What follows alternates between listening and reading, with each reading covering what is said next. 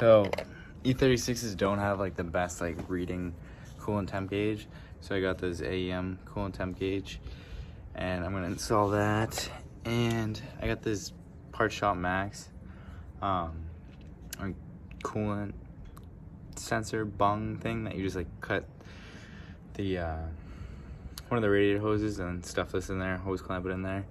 Probably like not the best way to get a good reading, but it's better than the factory reading, because like the factory coolant temp sensor goes from like 180, it stays in the middle from like 180 to 210, and like I don't know, that's pretty, like I think it's even higher than 210 maybe, I'm not sure, but it's just like not the best like accurate reading. So I'm gonna install this.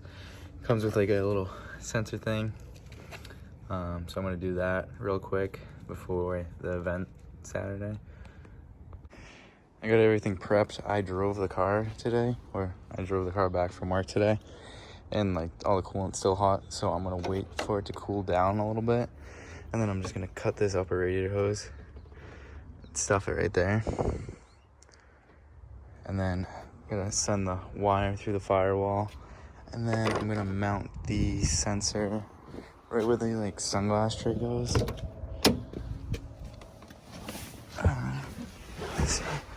I'm just gonna mount it right here. That's where I had it on my old car. Just gotta cut like some of the plastic right here. It'll fit good. So I'm gonna do this real quick while it's cooling down. So what you do to get this out, there's a little hole in here. Just stick your finger in there, just put your finger behind there, push it out. And then what I did, I got a flathead underneath here, between here and here, and just like pry it a little bit, like carefully, so you don't like nick it up or anything. And then you just push that sensor up, pull it out. Alright, come on. Push that and get that out of here, get this thing out of here. And then pull this thing out of here. Bunch more connectors right there. Ow.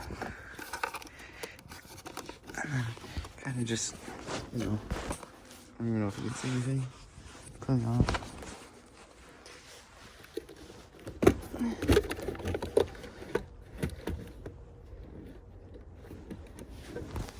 And then you can get your hand in there to fish like the wire through, or the harness through. I'm gonna do that really quick. All I did was like cut a little way at that rubber insert, and then like kind of wedge it in there.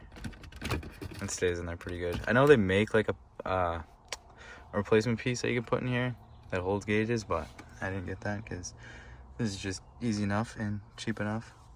So I'm just gonna get this harness through here, through the firewall, drill a hole through the back of this thing so I can get the head of this through there, and then it'll look all nice and clean. So unfortunately, the like wiring harness that came with it wasn't long enough, so I had to extend it. Not too bad though. I'm just gonna throw some tape on it and then plug it in. I sent it through like a rubber grommet in the wheel well, or foot well, whatever you call it, where you put your feet where the pedals go, you know. Alright, so seeing that I don't have traction control anymore and I don't need it, I'm just gonna steal the power from there. So I just cut the pigtail off of it and found out which one has like power when you turn the key on, and it's these two, the brown and the green. So I'm gonna wire the switch up to that. I mean, not the switch, the gauge up to that, because I don't need the traction control anymore. I don't really need any of these because I don't have heated seats, obviously. I have bucket seats now. So I probably could have stole anything off of here, but this is just like less wires and a lot easier, so I'm just gonna use that. So I'm gonna solder that on there, and then clean it up, throw it all back together, and cut the radiator hose, and do that. So yeah, you can see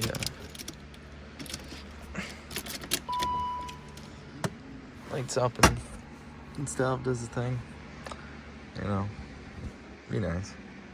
Hopefully it like stays there. Yeah, it'll stay there good enough. Alright, I got it in there, tightened down.